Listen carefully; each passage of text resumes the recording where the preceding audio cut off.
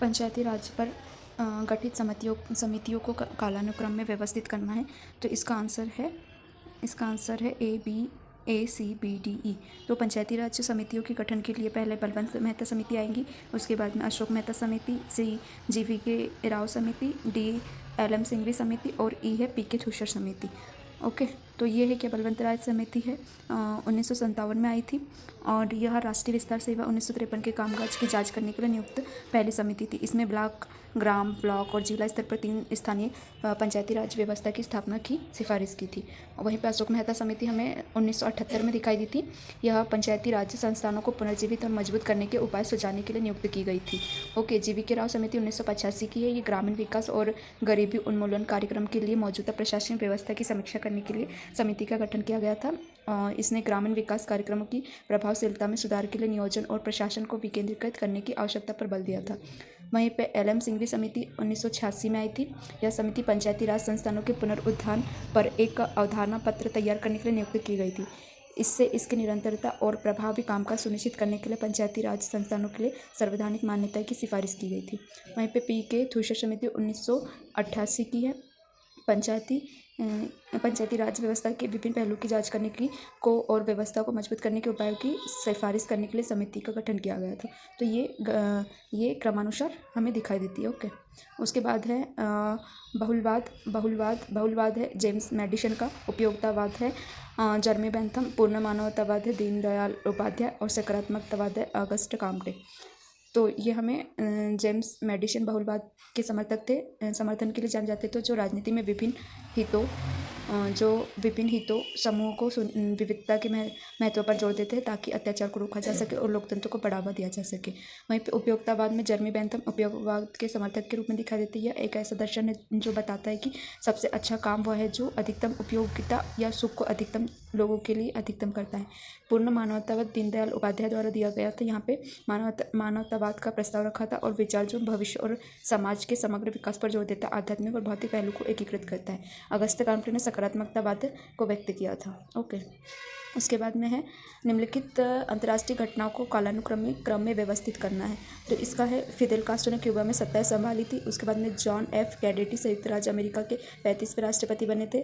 फिर pope John के Kremlin में परमाणु युद्ध शुरू न करने का आग्रह किया था। वहीं पे फिर D है क्यूबा के ऊपर अमेरिकी U-2 विमान को मार गिराया था और सोवियत नेता खुर्शियोव ने घोषणा की कि क्यूबा से सोवियत मिसाइलों को हटाने के लिए सहमत हो गए। तो ये क्रमानुसार है ABCDE।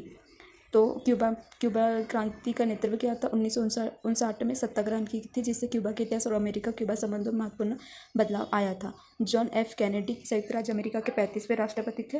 ओके, 35वें राष्ट्रपति थे। वहीं पे पोप जॉन कैमलिन से परमाणु युद्ध शुरू करने का आग्रह किया था 1962 में। वहीं पे क्यूबा के ऊपर एक अमेरिकी U-2 को मार गिराया था 1960 में। क्यूबा मिसाइल संकट के दौरान क्यूबा के ऊपर एक अमेरिकी U-2 जासूसी विमान को मार गिराया था, जिससे तनाव बढ़ गया था।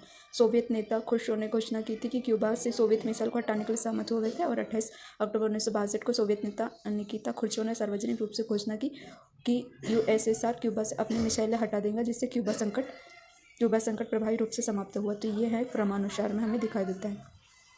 वहीं पे है 74वां संविधान संशोधन अधिनियम किसके लिए था? यह सारी स्थानीय निकाय प्रशासन के लिए था।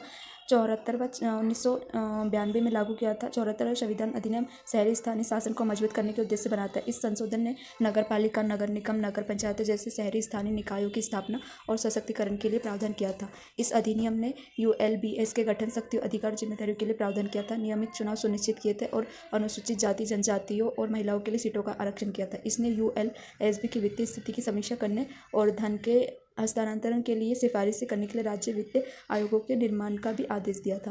वहीं पे ग्रामीण स्तरीय प्रशासन है। ग्रामीण से ये है 74वें संविधान संशोधन द्वारा नहीं, बल्कि ये 73वें संविधान संशोधन के तहत में ग्रामीण स्तरीय प्रशासन की स्थापना की गई थी।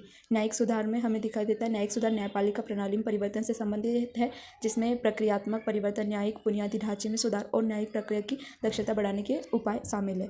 भाषाई प्रशासन आमतौर पर भाषा विविधता के शासन और प्रबंधन, आधिकारिक भाषाओं से संबंधित नीति और भाषा सद्भाव को बढ़ावा देने के लिए संदर्भित करता है।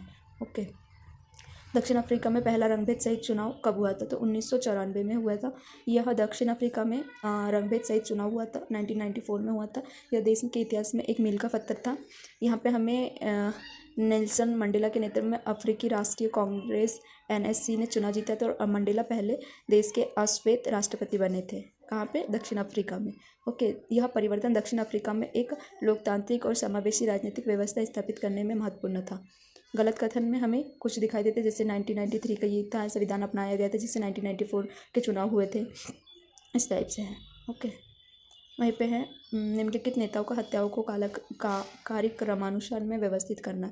तो पहले है SWRD बंडार नायके, CB1 है, फिर A है जॉन F कैनेडी, उसके बाद में B है जिया उर रहमान, D है ओलोफ पामे और फिर है इत्यांग रबीन। ओके, हत्याओं का कालानुक्रम में व्यवस्थित करना है तो श्रीलंका के प्रधानमंत्री थे ये बंडार नायके। सोलोमन वेस्ट रिजर्वे डायस बंडार नायके की हत्या 26 सितंबर 1959 को हुई थी। FN कैनेडी ये अमेरिकी राष्ट्रपति थे, 35वें राष्ट्रपति थे, जिनकी हत्या 1963 में की गई थी। जिया उर रहमान बांग्लादेश के राष्ट्रपति, जिया उर रहमान की हत्या 3 मई 1981 को हुई थी। ओलेफ पामे स्वीडन के प्रधानमंत्री थे, ओलेफ पामे की हत्या 28 फरवरी 1986 को हुई थी। और यांग रबीन इजराइल के प्रधानमंत्री थे, जिनकी हत्या 1995 को की गई थी। ओके, तो ये 5 क्वेश्चन है जिसे हमने एनालिसिस किया है।